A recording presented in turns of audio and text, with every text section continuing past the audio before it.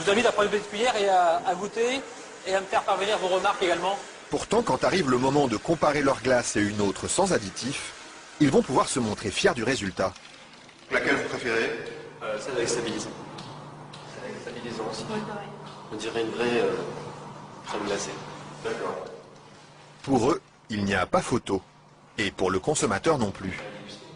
Mais que trouve-t-on exactement dans ces additifs qui permettent de fabriquer des produits light? Et sommes-nous suffisamment informés sur leur composition?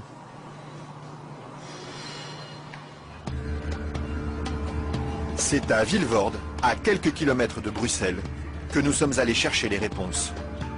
Au bout de cette zone industrielle se cache une usine très discrète, filiale d'un des plus grands groupes chimiques européens. On y fabrique l'un des additifs les plus utilisés par l'industrie, le E441, plus couramment appelé gélatine. Et le responsable commercial de l'usine, Michel Vandenberg, n'est pas peu fier de nous montrer tout ce qu'on arrive à fabriquer avec son produit miracle. Alors je vais vous montrer quelques exemples des principales applications de la gélatine.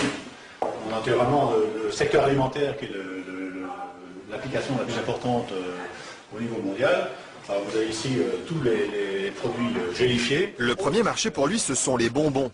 Mais on trouve aussi sa gélatine dans des gélules pharmaceutiques, des pellicules photo et même des shampoings. Il y en a partout de produits finalement. Ce serait pas mal qu'il y en ait partout. Mais pour ça, il faut produire toujours plus. Alors ici, l'usine tourne à plein régime. Et la fameuse gélatine de Michel Vandenberg, la voici qui sort, tout au bout de la chaîne.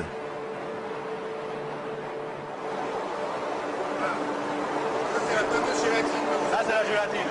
Ce sont ces spaghettis qui collent aux doigts. Il faut à peu près 3 à 4 jours pour arriver jusqu'ici. De la préparation de la matière première jusqu'à le séchoir ici. 3 ou 4 jours de transformation dans les entrailles d'une usine où ces immenses cuves remplies d'acide et d'eau bouillante font régner une moiteur tropicale.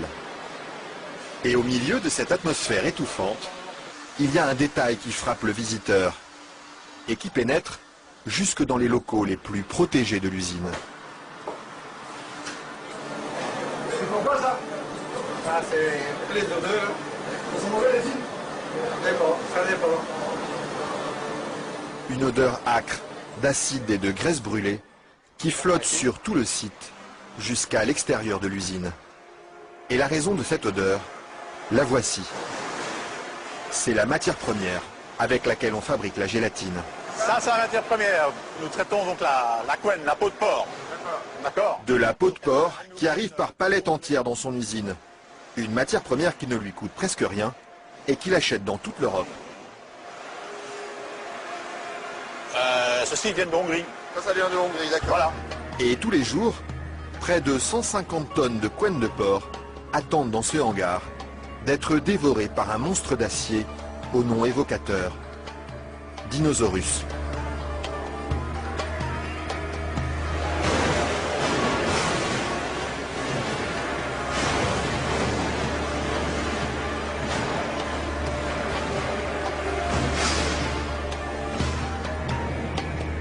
Grâce à cette matière première bon marché, Michel Vandenberg parvient à vendre sa gélatine à moins de 5 € le kilo. Un prix défiant toute concurrence qui lui ouvre sans cesse de nouveaux marchés.